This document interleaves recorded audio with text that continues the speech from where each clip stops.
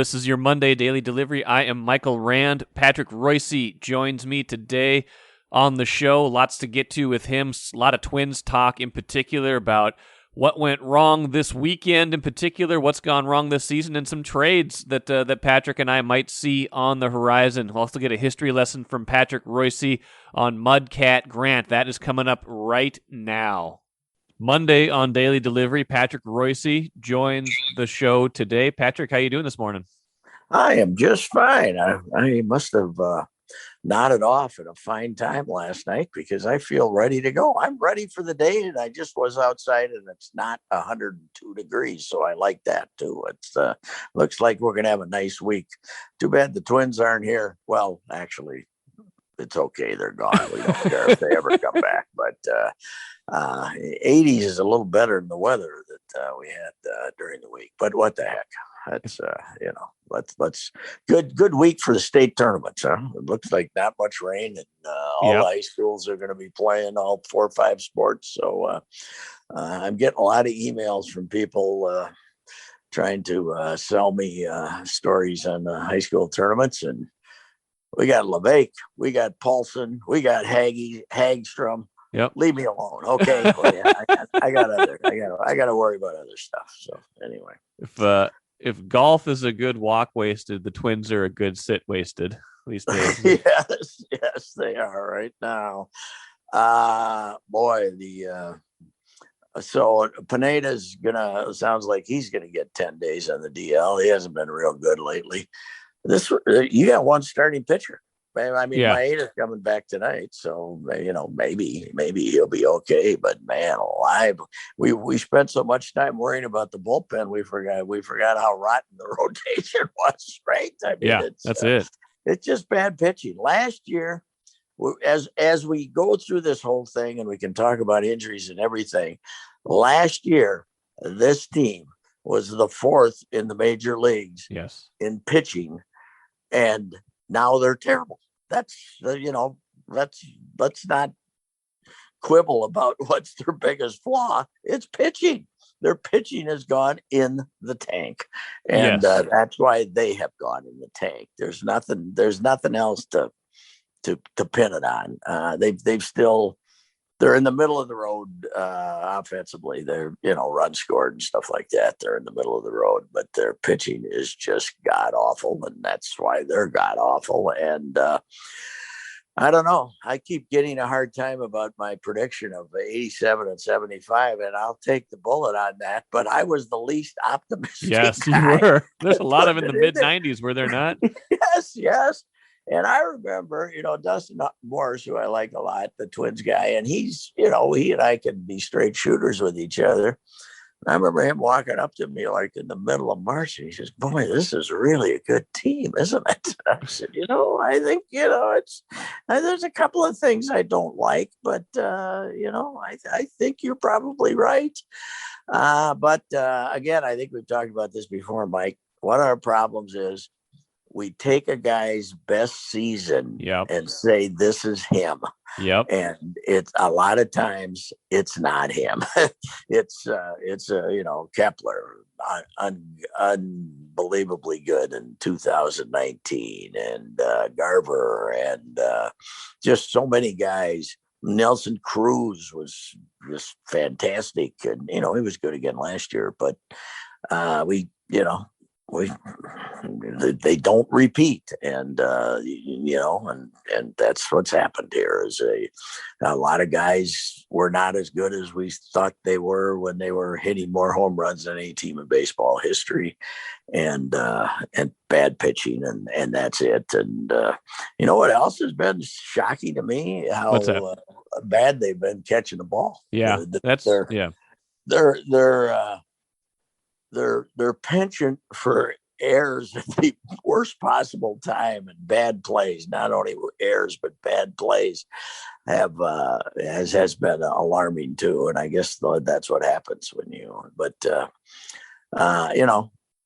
Tom Kelly, probably the best manager in Twins history. Yeah, he had eight straight losing seasons.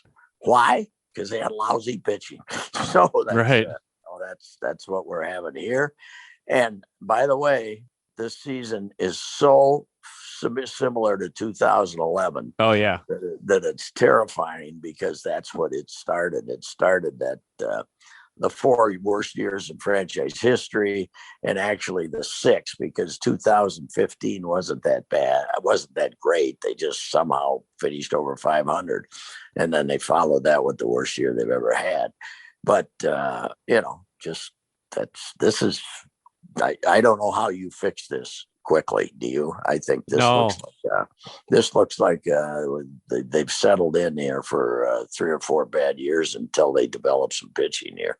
Yeah, that's the problem. The pitching, the pipeline, like Bailey Ober looks okay. He's going to be, he can be, but based on his stuff, what we've seen so far, I wouldn't be penciling him in for anywhere near the top of the rotation. He could be a good depth bottom of the rotation kind of guy, right. But Duran would like to see him at some point. Definitely instead of Matt Shoemaker, who I don't know how long his tenure is here, but you're right. They've just missed. I think in addition to, like you say, taking the guy's best year and saying this is what that guy is. They've, with the pitching, which by and large hasn't been hit nearly as hard by the injuries. I know Maeda was on the injured list for a little while here, but they've had a lot of, like we've talked about, they've had a lot of their preferred pitchers in these moments, especially, even the other day, what they had, Pineda, it's a guy they wanted here. I think you pointed that out. They had Colome, they had Dobnik, they had all the guys that they basically wanted. They still gave up 14 runs on Sunday. So it hasn't been injuries so much with the pitching. It's been signing guys and thinking they could either fix them or make them something that they weren't. And I think that's, Matt Shoemaker hasn't been good for 5 years. Jay Happ, they thought Jay Happ was going to be a top of the rotation guy. Phil Miller said that on the show, I think last week. They were really thinking he was going to be a top 3 guy based on kind of how he was throwing in spring and what his track record was. And he just hasn't been. So whether the development or just missing on it, they're just not doing it. He's 38 or 9 years old, for goodness sakes. What did they really? Isn't he 38? Yeah, 37, like 38. Yeah, he's not young. Who thought that? I don't know. They just made a lot of bad decisions, and they had a lot of bad results. And one reason I was optimistic is how good he looked in spring training. Maeda, you said he just went out there, boom, boom, boom. And I know it's nothing, but it doesn't mean anything. But the quality of the way he was throwing, and I remember we were talking, and we said, man, this guy's a pitcher, because he just goes boom, boom, boom, and he's got about 4 different pitches. And to have him come out to the gate and be as, less than mediocre than he's been, that's been bad too. But it's, let's stop saying that it's, they're running out of time. Time has gone. It's expired. They're not catching anybody. They're running out of good players. Yes. Yeah. They don't have any good players. I think these guys, I think we might have one of the great garage sales in Twins history. Yeah. Don't you? I think next month is going to be interesting. Because Taylor Rogers, who's your one reliever that you like, he's somebody, they're going to go out and get something for him. And and when you do that, that's a conceding that you've settled in for 2 or 3 lousy years. When you have the garage sale, right? When you get rid of all the veterans that you don't, you know what? My reaction to the Buxton thing too, Mike, is he was telling them he wasn't ready. Right. To some degree. I think he was telling them to some degree. I don't think he likes it here. I really don't. I think that he's, that he's ready to move on to. Wow. I still could be. That's just, I have nothing, basing that on nothing except how agitated he was 3-4 years ago when these guys didn't call him up. And and he's also, I don't have any idea what the awareness of these guys is of what's taking place on social media. But we just had a Gopher basketball player, Gabe Kalsher, leave town to transfer, even though the new coach played at his high school. The new assistant coach coached him because what we've heard is he got beat up so bad by Gopher fans, commentaries, social media, other outlets. He just wanted to get out of here. Sure. And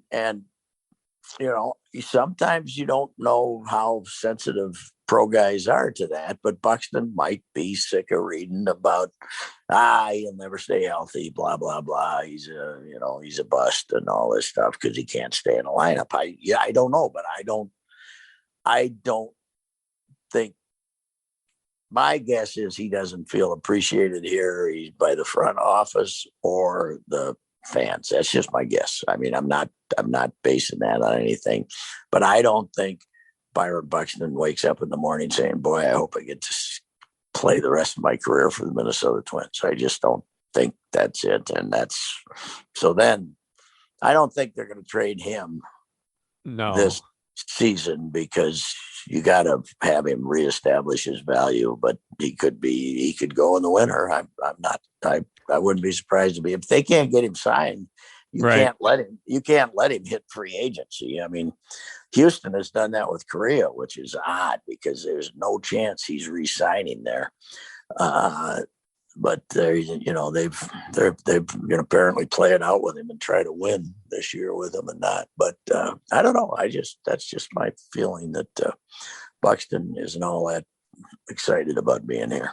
We had all these guys. I mean, like you said, maybe Buxton was his choice, not theirs. We had all these guys this week. It was just kind of this confluence of, rehabbing players. You had, Maeda making a rehab start. You've had Kepler and Arise, I think, doing rehab stints too, plus Buxton. Buxton's hitting 2 home runs over, 12 miles away. And I wonder if, a couple of things here. I wonder if having the AAA team so close makes you hyper aware of, hey, these guys are right over there. Why aren't they at Target Field? Yeah. I mean, he played Tuesday, and I saw him run out of triple.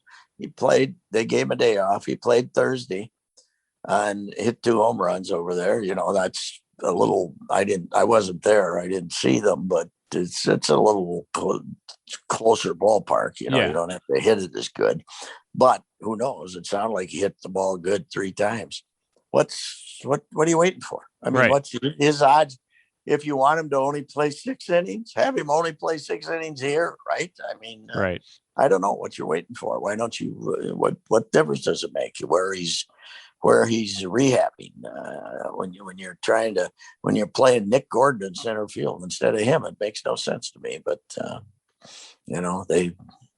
they will tell you that their trainers gave them this plan and blah blah blah. So I don't know. Another thing that made me wonder what's going on was, they vowed to us Tuesday when I was over there that we're going to get him on a Zoom interview, and he'd promised to do it as soon as the game was over. And then the word came up that whoever the Twins trainer was over there with him said he had to do his workouts and he wasn't going to do it. So I don't know what that was about, but my perception is he's not a real big fan of being here right now. I don't know. Maybe I'm wrong. No, it's interesting. And it's, again, that's a piece you can get a lot for. That's something like that. You're right. Is even if something was going wrong, A, you want to reestablish his value. B, that's not the kind of player that generally gets moved a lot of times in the middle of the year. A lot of times it's pitching. It's mostly pitching. Yeah, it's mostly pitching right now. It's almost 100% pitching that gets moved in July. Is it earlier this year, or did they keep it for July at the end of July? That's a good question. I can't remember. Weren't they going to move it up? Weren't they going to move it up earlier? I think they were. I'll have to look at that. I think. That's interesting though, because if you got Buxton that you're reading some things, you're reading into some things that the body language, you got Barrios that they can't sign. I mean, that's a little, whether that's individual players or if that's some front office stuff, because that would be, that doesn't sing highly of the of the front office, which has missed on some of these guys we were talking about too. I think the pitching plan last year was so much better than it was this year. Look at the depth. They had actual depth last year when they didn't necessarily need it. But you guys like Rich Hill, Jake Odorizzi, like the back half guys last year had some arm talent, guys that you thought once you got to the postseason, if they were healthy, they had some choices to make. This year it's just for whatever it is, you looked at it and you're like, God, they don't really have the depth. They don't have the ability to withstand much of anything this year. And that's proven itself so far this year. Yeah, it is. And boy, there's nothing worse than a long, bad baseball season. There's 97 games left. We can't spend the rest of the summer, and analyzing them. They stink. Yeah. It's not like, it's and the other thing is now I think they had their biggest crowd yesterday. Did they 19 or something? They had the Yankees here. Yeah. They didn't get out of the 17s. Houston Friday night, which is a good opponent. And, the Friday night crowd was raucous, booing them and doing stuff like that. And once again, it looked larger to me, but it was still only in the 17s. And, but there's not much interest. I mean, as far as people actually wanting to come down and watch him. And I 10% of that could be downtown Minneapolis, but I think a lot of it is just, the pandemic. We figured out a lot of other things to do to kill time. We did a lot of other things, and it's not going to a ball game is not going to a ball game to see a bad team is not something that is post-pandemic got to do it type of activity, I guess. So it kind of goes to show too how much these teams rely on season ticket sales and advance sales too, because when they keep messing with the number and you don't know at the start of the year how much you're going to be able to go, it's probably hard to plan. They don't have the base they had, in the good years of target field attendance. Who do we love on this team? Who do we really like? But I mean, Buxton's the guy. If he stayed, if he ever stayed healthy, and then beyond that, you're right. It's a little bit anonymous, right? It's kind of hard to market this team. I don't know who's their second biggest star. Is it Nelson Cruz? I don't know. That's a problem. We like Cruz, but we also know he's 40 years old and not the future. I heard, I think it was Bowden. I heard on the Major League Baseball Network, or is it somebody else saying? Oh no, Kevin Kernan. I heard him. I think he was talking to Barrero. He says they have to trade Donaldson to Atlanta. Atlanta is really struggling offensively. They'd take him back, and he said, and that if they want him, that'd be a good trade to make, because they still have the loaded farm system. Maybe you can get their 8th best prospect or something, right? Something like that. And get off of $23 million a year for the next 2.5 years. Yeah, I mean he can't like being here. He came here to win. Well, he's 30. He's 35. He's 35. And him being hurt had part of the reason they didn't win. But last year as much as they could have. But he's not here because he wants to be 15 games out of first place with 97 to play. So I mean, it's going to be. It'll be really interesting to see what the lineup is on August 1st. Yeah, what the bullpen is, because they're gonna make a lot of moves here. That's pretty wild how we've gone from World Series aspirations to. I mean, look at it. You there's probably not a single player on this roster that's untouchable. If you think Buxton could be in play, I mean, even if he's not going to get traded logically this year, if they look at him and say his long-term future might be somewhere else, is there a single player on this team who you would say there's no way they're trading him? And maybe someone like Kirilloff or Larnach, just because they're here already.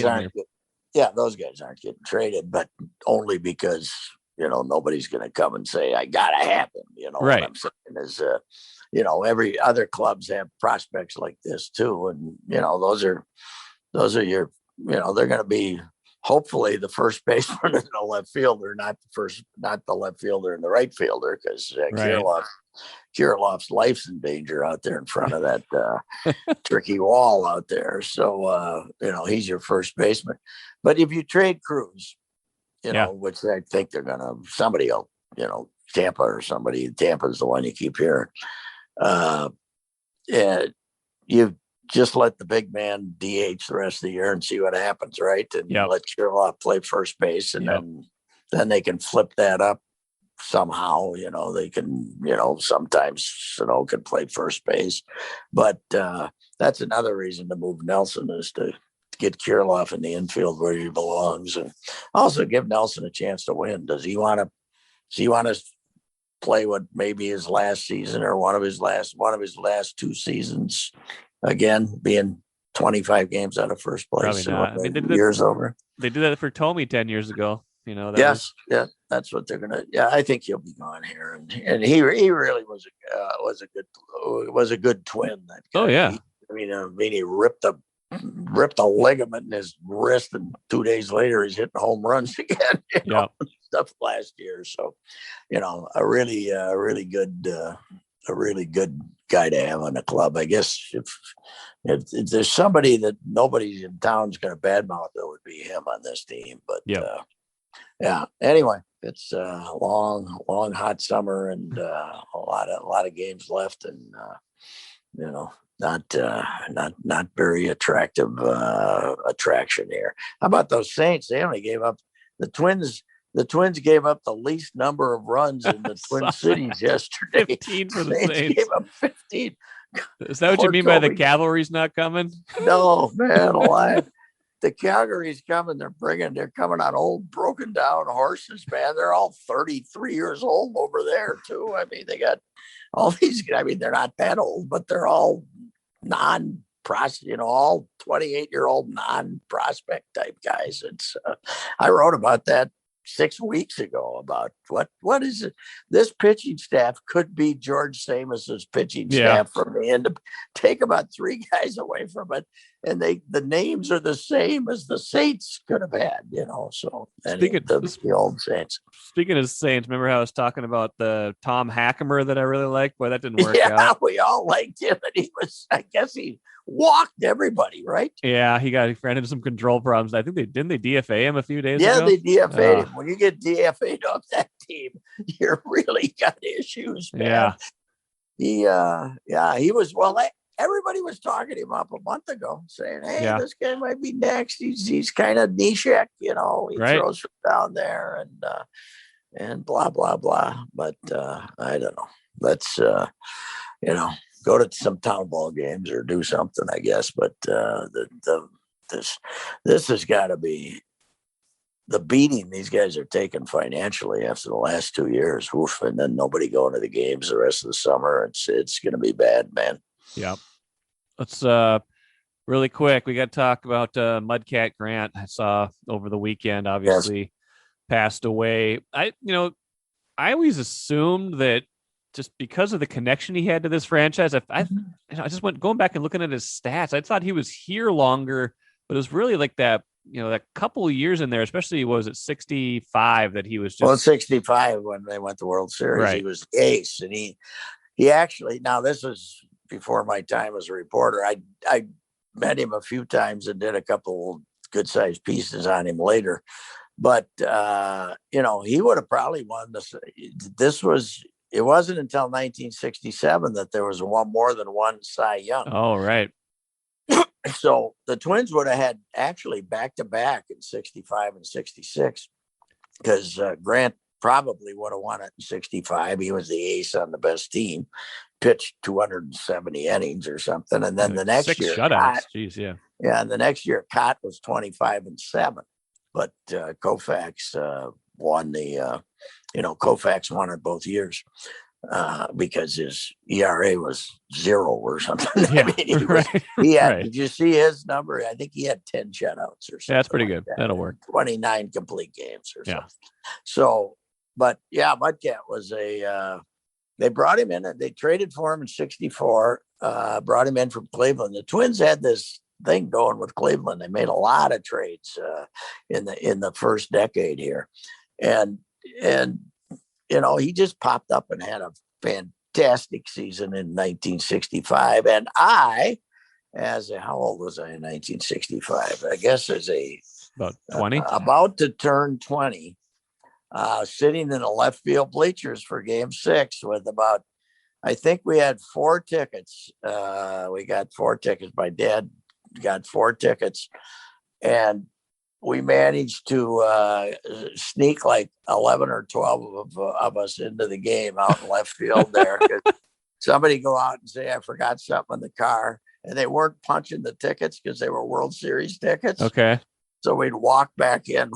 We'd take 4 tickets with us. One of us would leave, and we'd come back in with 3 other guys. So we had this mob of people jammed in left field. But that home run, and the famous home run he hit in Game 6 to keep the Twins alive, gorgeous fall day, just one of the great days in Twins history. That home run came in about 20 feet away from where we were, and it was, a 3-run homer he hit. They won the game 5-1. He went 9 innings on 2 days rest. Wow. Koufax is famous for pitching Game 7 on 2 days rest, but I'm pretty sure Mudcat was pitching on 2 days rest too, because they pitched he pitched Game 4, and then they played, and then they came home and had the day off between games. So I think he made 3 starts in the World Series. Cott made 3 starts in the World Series. And I think Camilo made 1 because Camilo was having shoulder problems. And then the Dodgers, Koufax made 3, and I think Osteen made 2, and Drysdale made 2. Maybe that's Drysdale made 1. Yeah. But it was, Koufax beat him the next day 2-0. But that day, Game 6 was something, and really a good guy. And there's that video, YouTube video floating around of him singing "What a Wonderful World" at Harmon's memorial service, and saying some nice things about Harmon. He was a great teammate, but it's also was 1964-65, the middle of the civil rights. The Twins' black players still stayed in a different hotel in Orlando. And, Tony and those guys. And, I was talking to Tony, and when they went to Miami, they make a 3-day trip to Miami for spring training. When they did that, Miami and Fort Lauderdale over there, they put them they were still being put in a different hotel in the mid 60s. And Cott told me that Mudcat was an outspoken, spirited, he said, spirited advocate that everybody on that Twins team, when they got out of the segregated Florida, was going to be treated the same. And Tony said he was sort of the spokesman for that. Him and Earl Batty, that, hey, we're getting as many suites as the black guys are being treated like you should be treated. And it took some convincing there's a piece that they threw online for us that I wrote in 2005 on him that's pretty good, including the fact that his wife, when he died, was Trudy, and she was from Austria, and he first met her in 1955 or 6, and somehow and the Cleveland Indians warned him not to be basically dating a white woman. Wow.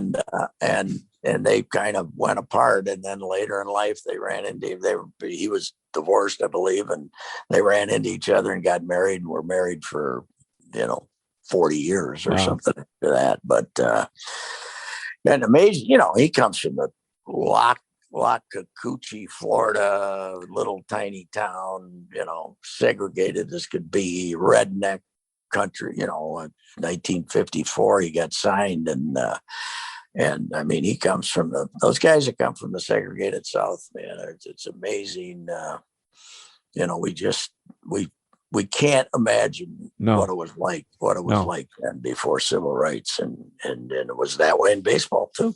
I mean, it was amazing. But he was a good guy. He was a great animated talker, and he wrote that book, 12 Black Aces, and he was done with it, I think, the last time I talked to him, or almost done with it, and it was going to come out in October that year.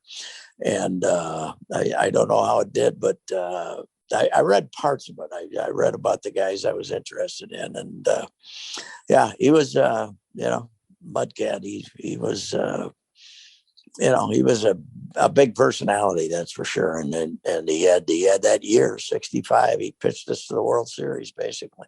No doubt. Well, great life, great career. Patrick Reusse, thanks so much for joining Daily Delivery today. Always love the perspectives you bring, and let's do this again next week. All right. All right, Michael. Thank you.